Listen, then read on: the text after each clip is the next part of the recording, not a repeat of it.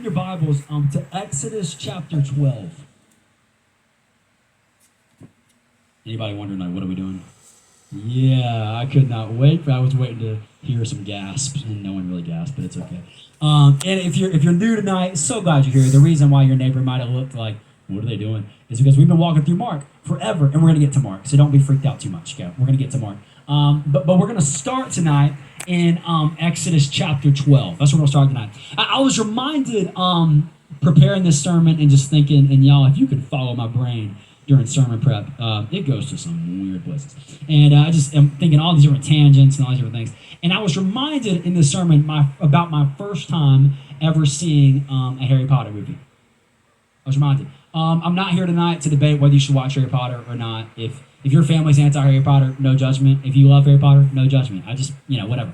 I remember my first time seeing a Harry Potter movie, though. I was in high school, and my sister and her friend wanted to go, and I'm pretty sure, looking back on it, the reason I did was because I could drive, right? How many of y'all are the chauffeur right now in your house for your younger sibling? The struggle is real, right? I was her chauffeur, and I'm pretty sure she bought my movie ticket. So I'm like, all right. So the first Harry Potter movie I saw was Harry Potter and the Deathly Hallows Part 2. Exactly. That if you just got mad, you're a true Harry Potter fan. If you don't know what I'm talking about, that's the 8th movie. Like, there's 8 movies that have been made. That's the 8th one, right? And the first ever Harry Potter movie I saw was the 8th one, right? So we go down to Monroe Theater before it's like been upgraded. Now it's got the recliner seats. You know what I'm saying? It used to be sketch, and it was a lot more fun when it was sketch. So we go there and we start watching this movie, and it was entertaining. Right? I mean, it was basically like a war the whole time. So it's kind of cool. I knew the guy with no nose, Voldemort, was the bad guy. Sorry, I said his name. Harry was the good guy, right? So I'm just cheering and I'm like just enjoying the special effects, and it was entertaining. And I remember there was one scene with a guy named Snape, right? And I could tell that the movie was like making the scene out to be super emotional, but like in the moment I felt nothing, right? Because like it was Deathly Hallows Part 2, and it's my first time. I had no idea what was happening. I just watched it, right? So the movie ended, we leave, and all this stuff. So I never saw Harry Potter again until I started dating this girl, right? Her name was Courtney. You know what I'm saying? Yeah. And how many of you know when you start dating somebody, things that you don't like, you begin to like because they like it, and because they like it, you want to like it, so the person that you like begins to like you. Did you follow all those likes? Did you follow that? So she liked Harry Potter. So we're at college, right? And there was an amazing snowstorm that happened freshman year. We got classes canceled for a week. It was the best week of college ever. It was awesome. It was amazing. And so we were like, hey, we're gonna watch Harry Potter. And I'm like, okay, we're gonna do it. I like Courtney. We just started dating someone to do it. So we start at Harry Potter and the Sorcerer's Stone, number 1. We started there. And started watching it, watched that one, watched The Chamber of Secrets. I'm like, okay, this isn't bad. And then Prisoner of Azkaban, I was like, I'm in. Right? I was like, I am in to this. I'm here. I'm ready. Let's do it. So we watch them all, right? And I learned that Snape was kind of a terrible dude, right? I'm watching this, and it's like this weird, you kind of like him, but he's kind of evil, and you don't really know. Major spoilers ahead for this moment, right? He kills Dumbledore, right? And you're like, what is happening? Did I just blow the movie for somebody? You should see movies faster, right? It's been out for a long time. And all this stuff, but then, we get to the Deathly Hallows Part 2. We get there. And I'd already seen this movie, and I was excited to see it again, actually understanding everything, and I was way more invested this time, right? And we start watching this movie, and it gets to that scene with Snape that I saw a couple years earlier, right? And it gets there, and if you've seen the movie, you know what happens, right? Snape is about to die. And he gives Harry a memory, right? Gives him a memory. And this whole time, Snape has been like on Harry's butt all the time, and you think that Snape is kind of a bad sketch dude, right? All those things. You go and you see this memory, and it turns out that Snape is like kind of like one of the heroes of the movie, right? One of the heroes of the series. That he's been protecting Harry. He's been looking out for Harry. He's been kind of the bodyguard because he loves Harry's mom and all these things. And y'all, I'm watching this scene, and I'm like emotionally moved at this moment. Like, I'm watching this scene happen, and to this day, it is still one of my top 5 favorite movie scenes ever. Like, it's so good. And I'm watching this, and I'm like, this is incredible. So here's the question. Did the movie from when I first saw it to when I saw it the next time? Did the movie change? No.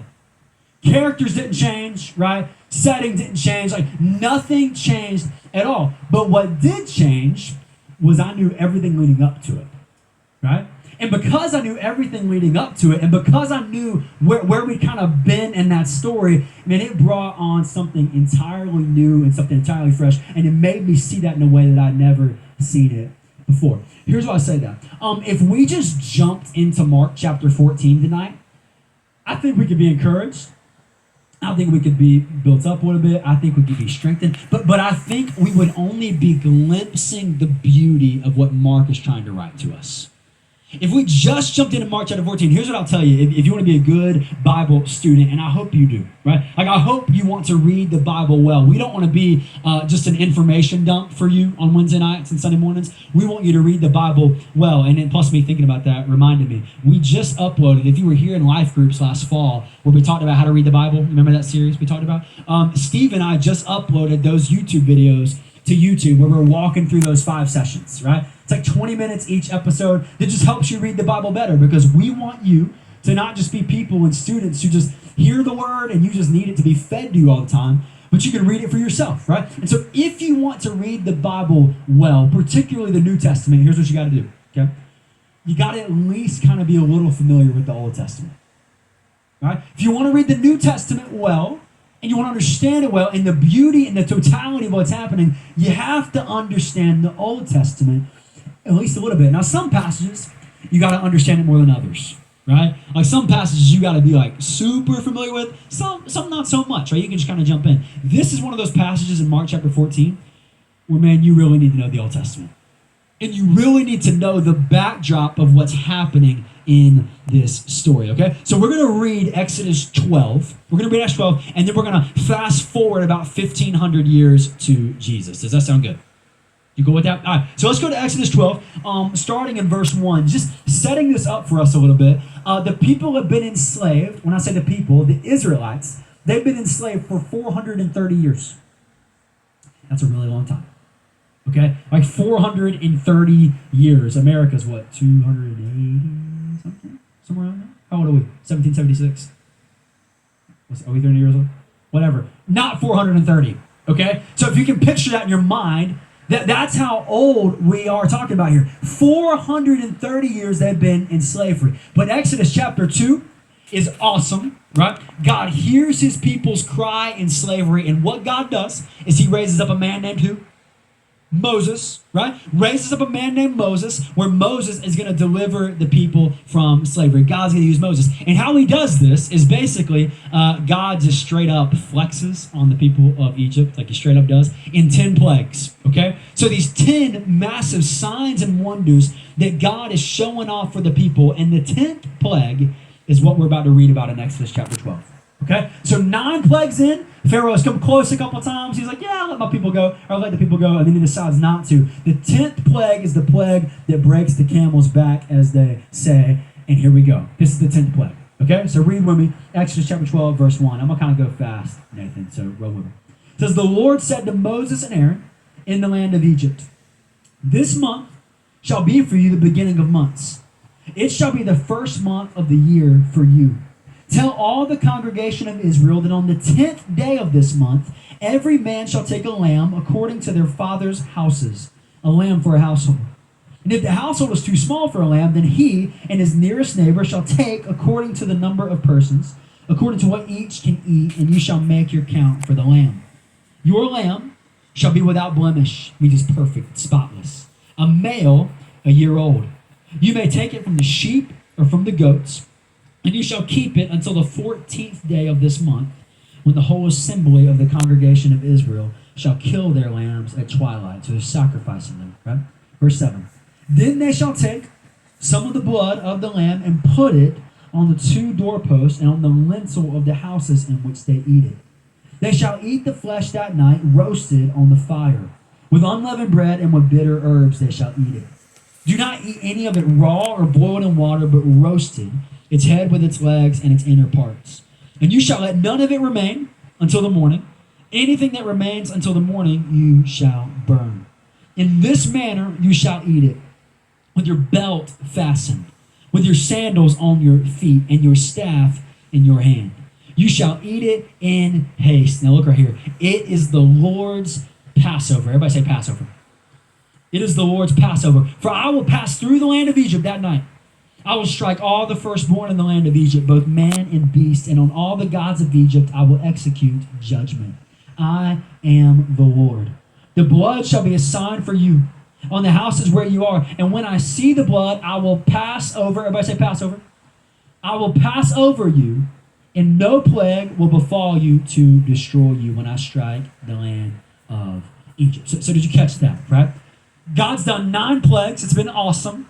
Nile River into blood. He's blotted out the sun. He sent locusts, all these crazy things. But this is the final plague, and it's the plague of the Passover lamb, where God tells his people, go out and get a male lamb, 1 year old, unblemished, spotless, perfect. You sacrifice that lamb. You take that lamb's blood and you put it on your doorpost. So that night, when the angel of the Lord comes through Goshen, where the Israelites would have been, when he comes through Egypt, if there's blood on the house, if the house is covered by and under the blood, the angel of the Lord would pass over them. And as this is happening, the people of Israel are supposed to eat a meal. Did you see that? That they're eating it, but they're not just eating it kind of chilled out, right? They're eating it with their sandals on, right? They're eating it with their belts fastened. Basically, God is saying this: you need to eat this meal ready to go. Because when Pharaoh says go, and Pharaoh finally releases you, don't be caught lingering around. Don't be caught dragging your feet. It's time for you to go. So notice what's happened here. They've been enslaved for 430 years. That's a long time. And so God is using this moment. He's using the blood of a lamb to deliver his people. And after this, Pharaoh's going to say, you can go, and the people are going to be freed. So listen what I love about God, right? Whenever God does something awesome for his people, okay? Oftentimes, when God does something awesome for his people, he knows that you and I can be kind of forgetful. Did you know that you're a forgetful person? Like, you're a forgetful person. Like even if you think you're a good person, a good reminder, or a good rememberer, you're probably a good forgetful person too, right? I know that I am. So God knows that about his people, so he sets up a reminder. So look at what it says in verse 14. Look what it says. This will be the last verse we read. This day shall be for you a memorial day, and you shall keep it as a feast to the Lord throughout your generations, as a statute forever. Say forever. Forever, you shall keep it as a feast. So here's what God's saying. That this becomes, the Exodus becomes the pivotal moment of salvation history for the Israelites. Like all the time in the Old Testament, God is saying, hey, remember, I'm the God who brought you out of the house of slavery. I'm the God who brought you out of the land of Egypt. This is a big deal. So what God is saying here is you need to set up a yearly reminder so that you do not forget it. Every single year when this month rolls around, you are to stop. You are to sacrifice a lamb. You are to have a dinner together. There's a feast that goes along with this where you are stopping and you are looking back at how God delivered you through the blood of a lamb. Does that make sense? So Passover happened. Guess what happened next year? They celebrated Passover, right? Guess what happened 5 years later? They celebrated Passover. Guess what happened 134 years later? Passover, right? For year in and year out, the people would stop wherever they were. They would travel to Jerusalem later on. They would travel to Jerusalem and they would stop and they would look back. They would look back at how God delivered his people through the blood of a lamb. Does that make sense? Okay, so fast forward nearly 1,500 years to Mark chapter 4, and that's where we're hanging out tonight. Okay? Mark chapter 14. I think I said 4, I'm sorry. Mark chapter 14. We just fast forwarded. Now look at this in verse 12. Mark chapter 14, verse 12. And on the first day of unleavened bread, when they sacrificed the Passover, say Passover, the Passover lamb, his disciples said to him, where will you go and have us prepare for you to eat the Passover? And he sent 2 of his disciples and said to them, go into the city, and a man carrying a jar of water will meet you. Follow him, and wherever he enters, say to the master of the house, the teacher says, where is my guest room, where I may eat the Passover with my disciples? And he will show you a large upper room, furnished and ready there, prepared for us. And the disciples set out and went to the city and found it just as he had told them. and they prepared for Passover. So what are they celebrating? Passover. They're celebrating what we just read God do in Exodus chapter 12. Okay? So they're looking back at this time. They've come to Jerusalem. Remember in the beginning of Mark chapter 11 when Jesus comes into Jerusalem on a donkey and they're shouting out Hosanna? Do you remember this? Right? Hosanna on the highest. They're coming to Jerusalem this week to stop and look back and remember how God brought his people out of Egypt by the blood of a lamb. That's what they're doing, okay? So they're being good Jews here. Jesus is leading out in this way, and they're celebrating Passover. So this meal would have been a really cool time of like remembrance, right? Just think, it's kind of cool to read about. The reason they had to eat bitter herbs, did you see that in Exodus 12? The reason they would always eat things that were bitter was because it would remind them of how bitter the 430 years of slavery was.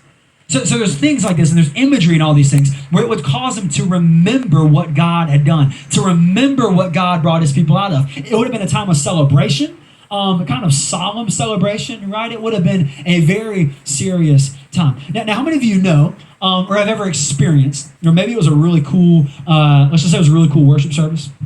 Something was happening. Just like the Holy Spirit was moving. It was awesome. And it was just moving really good. And then something happened that completely just messed up the vibe. You have a moment like that? Like cell phone starts ringing. Like someone does something stupid. The vibe is just gone, right? Jesus here is, whatever feeling is in that room, right? Whatever moment of celebration and worship and remembrance, whatever's in that room, Jesus is about to totally mess up the vibe. Because look at what he says in verse 17. And when it was evening, he came with the 12. And as they were reclining at the table and eating, Jesus said, "Truly I say to you, one of you will betray me. One who is eating with me." The room just got a little awkward, didn't it? I mean, you should imagine they're sitting there, the Last Supper picture. Anybody know the Last Supper picture? Have you ever seen the meme where it's like Jesus walks up to the hostess, like, "Yeah, can I get a table for 24?" And then they all sit down, just 12 on one side. You ever seen that? Or 20? No, nobody know what I'm talking about? Yeah, it's funny because at the Last Supper picture, they're all sitting on one side of the table. It's just a joke, okay? It's just a joke. But can you just imagine they're sitting at the table and like they're just being reminded of like what God did and like reminded what, if you read Jude, what Jesus did, which is kind of cool. And they're just talking about like the Passover, talking about that moment, and they're remembering. And Jesus like, "Yeah, man, this is so good to remember." Also, just a heads up, I've been telling you I was gonna die. Like one of you actually are the ones that's gonna betray me. One of his boys. Right? One of the 12 that he selected, throwback to Mark chapter 3. Right? That's what Jesus just did in this moment. Can you just feel the tension just immediately escalate?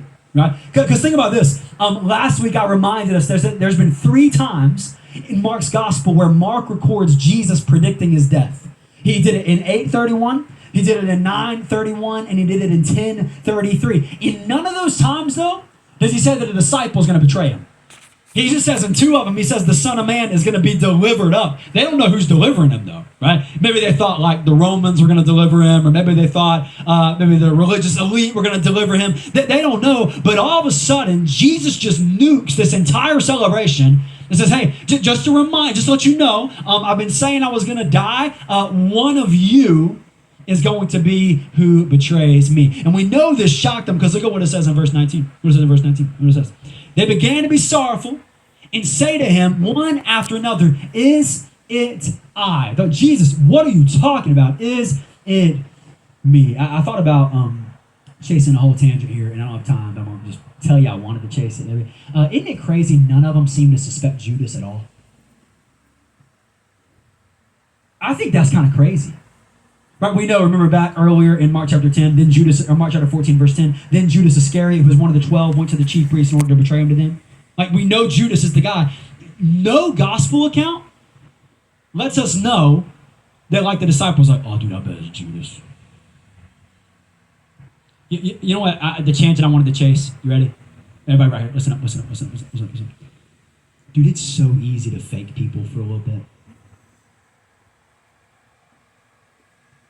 Like, isn't it crazy that Judas, like, has all of the 12, all the other 11, like, seemingly unsuspected? They're all wondering if it's them. I think it's crazy that Judas is able to fake. Listen, Judas is able to fake every single spiritual person around him. He's able to fake them all. But guess what? You can fake. I know. I feel like I say this a lot, but I feel like it's important for us to say that because I know so many of us have grown up in church, right? So many of us have, and that's our background. I know some of you haven't, and that's totally cool. But I know a lot of us in this room, we've grown up in church, and that's kind of been our background. You can fake your youth pastor, like you can fake your life group leader, you can fake your parent for a season. Judas fakes the other disciples out majorly, but does he fake Jesus out?